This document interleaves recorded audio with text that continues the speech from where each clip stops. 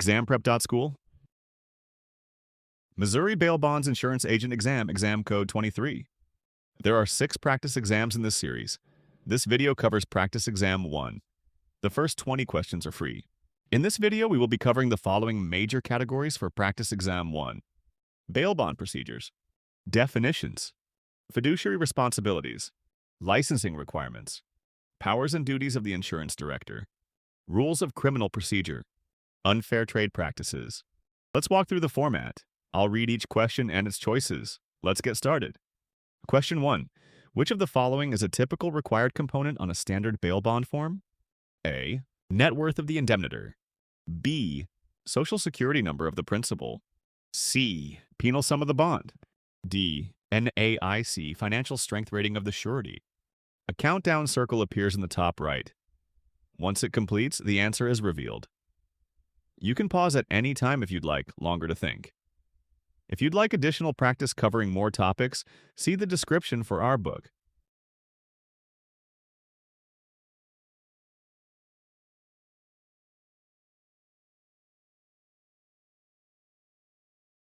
The correct answer is C.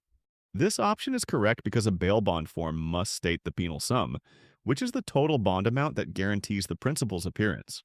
Reason A is not correct. The indemnitor's net worth is not a required element and is typically kept in agency records, not printed on the form. Reason B is not correct. Social security number of the principal is not required by statute to appear on the bail bond form. Reason D is not correct.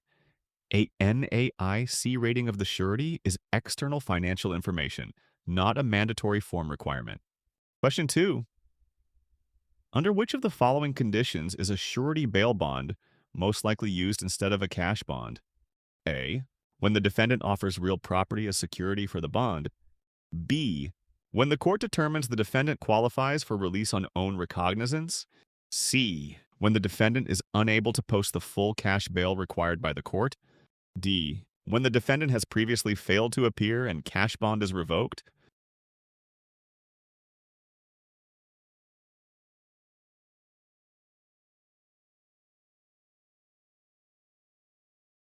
The correct answer is C. This option is correct because a surety bail bond is typically used as an alternative when the defendant cannot afford the full cash bail amount set by the court. Reason A is not correct. Offering real property constitutes a property bond, not a surety bail bond. Reason B is not correct. Release on own recognizance does not involve any bond, cash, or surety, and therefore is not a circumstance for surety bond use. Reason D is not correct. A prior failure to appear may affect bond eligibility, but revocation of a cash bond does not itself trigger the use of a surety bond over cash. Question 3. Before submitting the surety bond to the clerk's office, which step must the agent complete first? A. Verify the defendant's identity and confirm eligibility for the listed bond amount. B. Obtain the defendant's signature on both the bond form and electronic monitoring agreement. C. Collect the required non-refundable premium and associated filing fee. D. Prepare and notarize the power of attorney form for the corporate surety.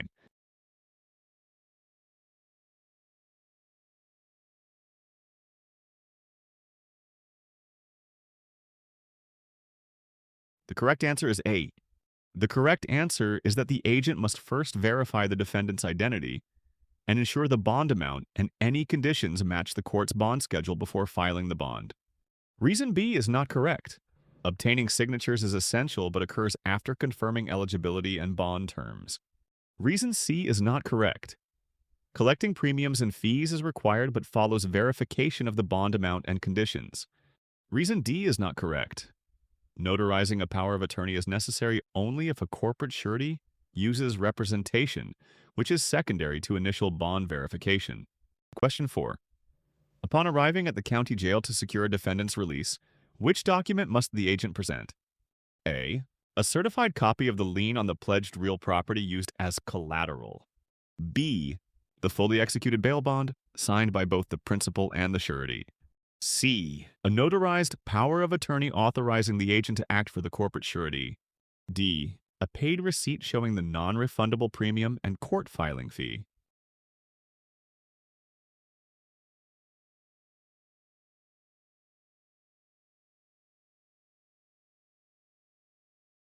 The correct answer is B.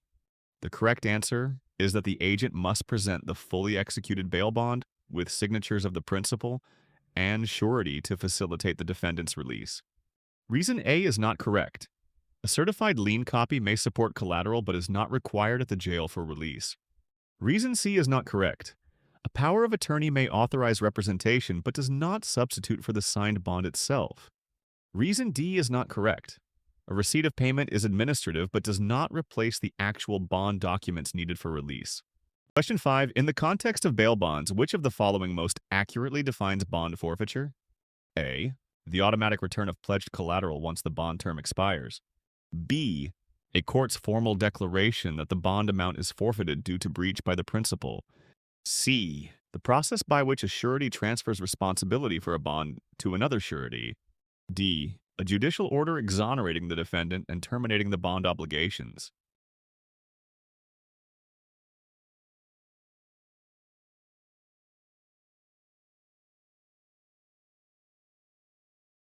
The correct answer is B.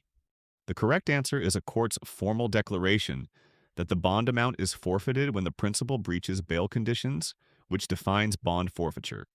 Reason A is not correct. Pledged collateral is not returned automatically at bond expiration. Forfeiture means losing the bond amount. Reason C is not correct. Transferring responsibility is a surety substitution, not a forfeiture of the bond amount. Reason D is not correct. A judicial order exonerates the defendant, which is the opposite of declaring bond forfeiture. Question 6. Which of the following actions by a defendant most directly triggers a formal failure to appear under bail bond procedures? A. A defendant's non-appearance at a scheduled court hearing without prior permission. B. A bail bond company's late payment of collateral to the court. C. A court's decision to revoke the bond based on new criminal charges. D. A surety's failure to bring the defendant to the scheduled hearing.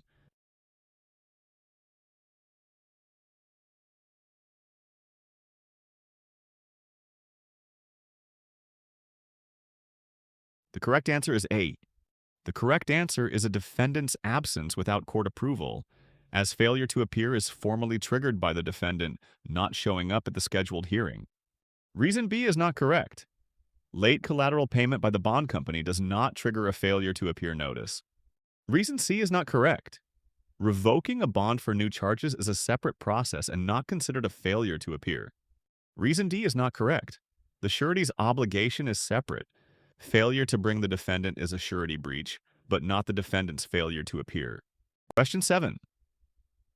2 days after posting a bail bond, a bail agent receives a clerk's notice that the defendant failed to appear at the scheduled initial hearing. What is the most appropriate immediate action for the agent to take? A. Notify the surety company and the indemnitor of the defendant's failure to appear. B. File an affidavit of exoneration with the court to protect against forfeiture. C. Petition the court to set aside a forfeiture before making any contact. D. Wait until the next court appearance date to see if the defendant appears.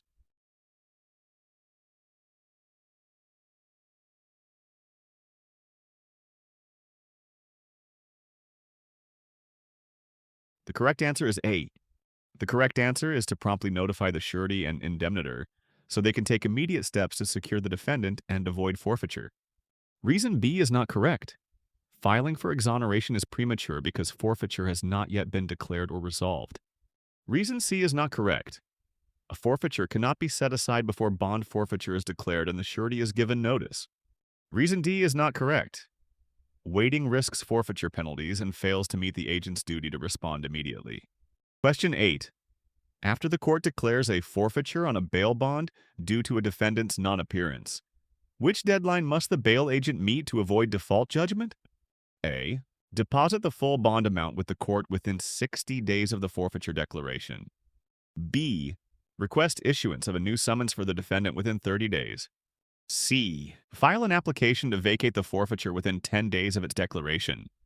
D. Produce the defendant in court within 180 days of the forfeiture entry.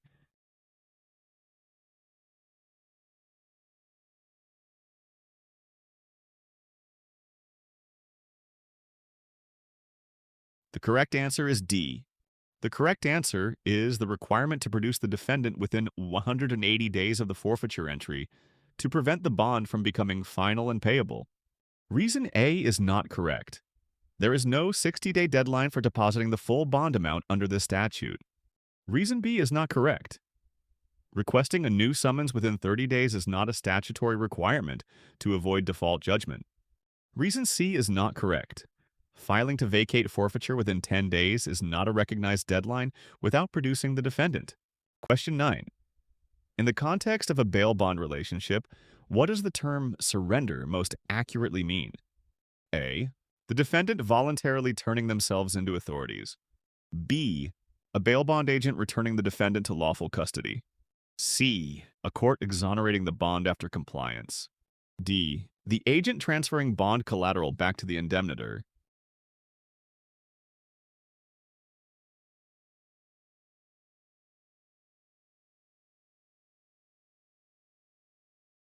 The correct answer is B. The correct answer defines surrender as the bond agent's act of delivering the principal into custody pursuant to bail bond terms, distinguishing it from voluntary actions by the principal or bond exoneration. Reason A is not correct. Voluntary surrender by the defendant describes a self-initiated arrest rather than an agent's action. Reason C is not correct. Exoneration refers to release of obligations, not the physical return of the defendant. Reason D is not correct. Returning collateral pertains to financial assets, not taking the defendant into custody. Question 10. Which of the following is a typical reason for a bail bond agent to surrender a defendant to authorities? A. Defendant relocates to a new jurisdiction with prior agent approval. B. Defendant requests to return to custody to expedite the legal process.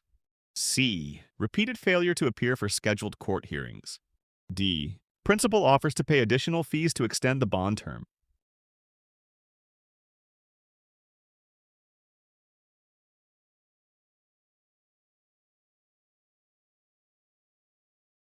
The correct answer is C. The correct answer identifies failure to appear as a primary trigger for agent-initiated surrender, since missed hearings breach court conditions and elevate the risk of forfeiture. Reason A is not correct. Approved relocation keeps the bond in effect rather than prompting surrender. Reason B is not correct. A defendant's own request does not reflect an agent-initiated surrender based on default or risk. Reason D is not correct. Paying additional fees extends bond coverage instead of causing surrender. Question 11. A bail bond agent overseeing a principal released on a $75,000 bond learns that the principal has sold personal property, obtained a fake ID, and booked a non-refundable flight out of state scheduled 2 days before the next court date. Which action should the agent take to minimize potential forfeiture exposure? A. Voluntarily surrender the principal to the court clerk. B. Petition the court to issue a bench warrant immediately. C. Increase the bond amount and notify the principal in writing. D. Intensify surveillance and alert local law enforcement of flight risk.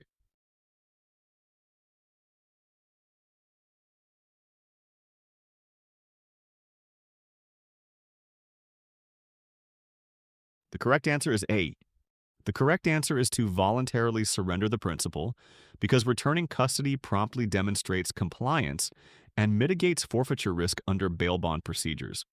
Reason B is not correct. Requesting a bench warrant may delay action and does not immediately protect against forfeiture as effectively as surrender. Reason C is not correct. Unilaterally increasing the bond amount is not permissible without court approval and does not promptly secure custody. Reason D is not correct. Enhanced surveillance and law enforcement notification may not prevent the principal from fleeing before court. Question 12. After a principal on a bail bond fails to appear for a scheduled hearing and the agent opts for surrender, under Missouri law, which statement best describes the agent's arrest authority before the bond is exonerated? A. The agent may arrest the principal anywhere within the state without obtaining a warrant. B. The agent must rely on local law enforcement to execute an arrest warrant. C. The agent must secure a court order before attempting any apprehension. D. The agent must obtain written consent from the principal's surety before detaining the principal.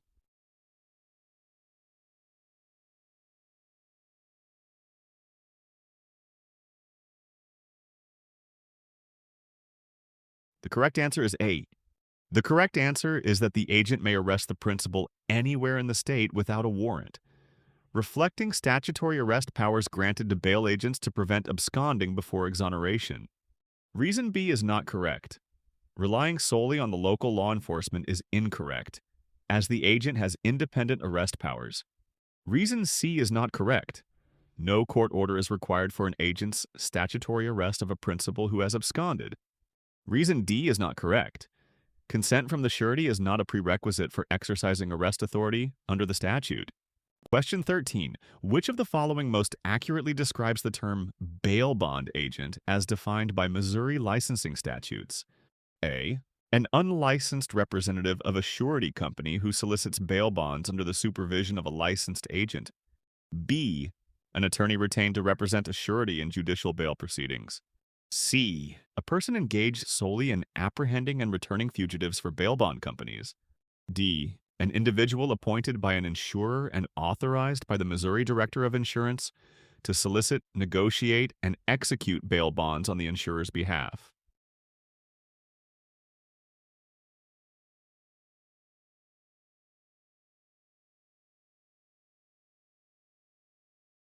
The correct answer is D.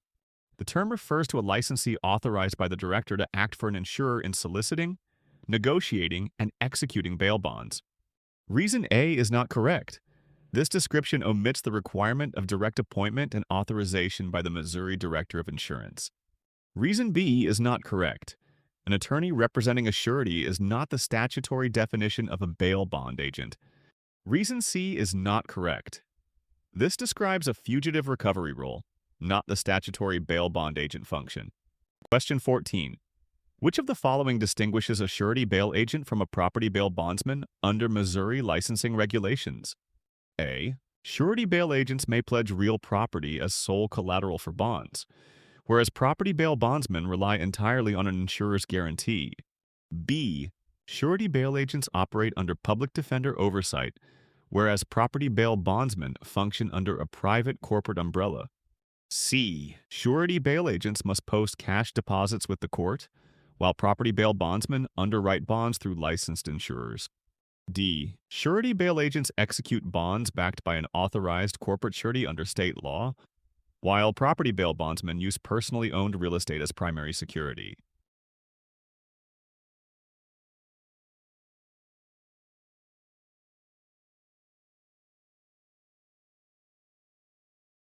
The correct answer is D. A surety bail agent issues bonds backed by a licensed corporate surety, while a property bondsman uses real estate collateral rather than insurer backing. Reason A is not correct. This reverses the roles of property and surety agents regarding collateral and insurer guarantees. Reason B is not correct. Neither role involves public defender oversight. Both operate under the Department of Insurance's authority.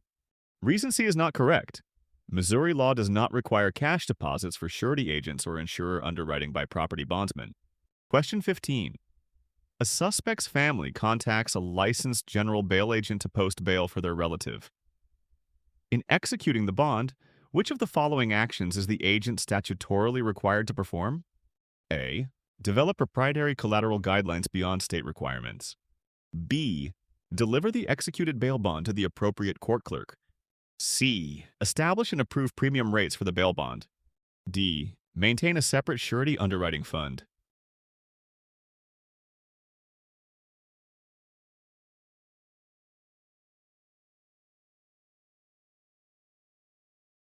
The correct answer is B. The correct answer is delivering the executed bail bond to the court clerk, as general bail agents are responsible for filing bonds with the court. Setting premiums, managing underwriting funds, and creating collateral guidelines are duties of the surety company or regulated by state law. Reason A is not correct. Developing proprietary collateral guidelines is beyond a general agent's authority, since collateral requirements are set by the surety under statutory standards. Reason C is not correct.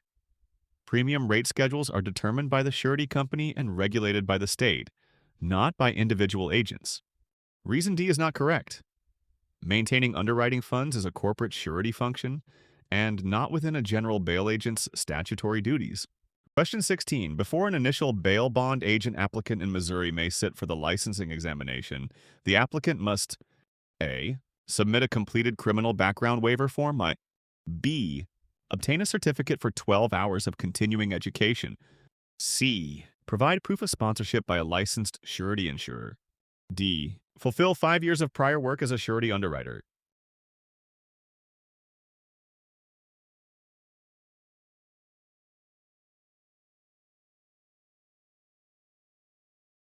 The correct answer is C.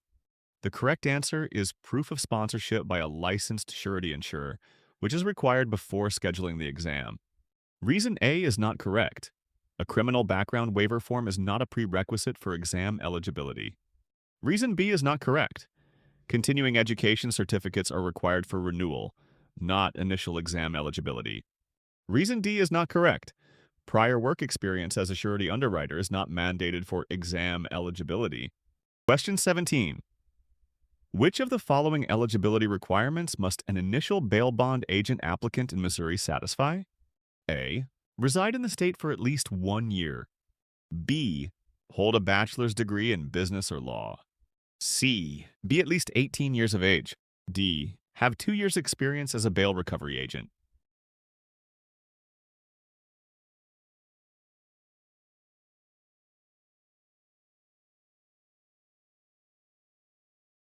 The correct answer is C. The correct answer is the age requirement. Applicants must be at least 18 years old to qualify for licensure. Reason A is not correct. State residency duration is not an eligibility criterion. Reason B is not correct. A college degree is not required for initial licensure. Reason D is not correct. Prior recovery agent experience is not required for initial licensure. Question 18. As part of the initial bail bond agent license application in Missouri, applicants are required to submit a fingerprint processing fee of what amount to the Missouri State Highway Patrol Crime Laboratory? A. $15. B. $40. C. $25. D. $50.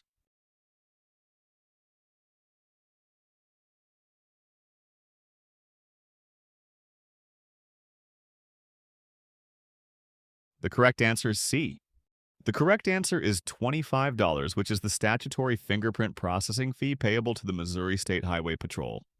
Reason A is not correct. There is no $15 fingerprint fee in Missouri. Reason B is not correct. $40 is not the standard processing fee for fingerprints. Reason D is not correct.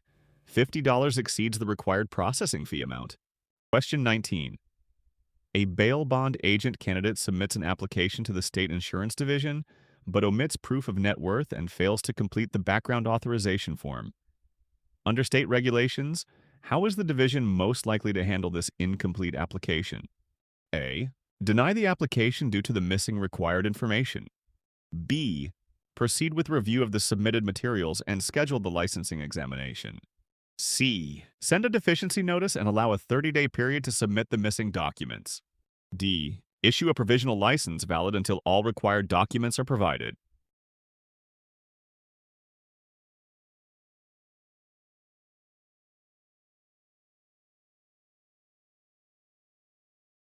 The correct answer is C. The correct answer is to send a deficiency notice and allow a cure period because regulators first identify missing elements and grant a set time frame for applicants to complete their submission before any denial is issued. Reason A is not correct. Regulations require offering an opportunity to correct deficiencies rather than immediate denial. Reason B is not correct. Examinations are not scheduled until all required documents have been submitted and reviewed. Reason D is not correct. Provisional licenses are not granted for incomplete applications. Full compliance is needed first. Question 20. Under Missouri law, which of the following must an applicant complete before sitting for the Missouri Bail Bond Agent Licensing Examination? A. Department-approved 20-hour bail bond pre-licensing course. B. Department-approved 40-hour general lines insurance pre-licensing course. C. Submission of a certificate of liability insurance from a licensed carrier. D. Proof of at least 2 years' experience as a surety bond underwriter.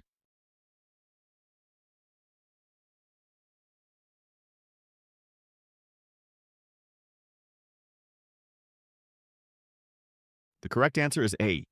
The correct answer is completion of a department-approved 20-hour bail bond pre-licensing course.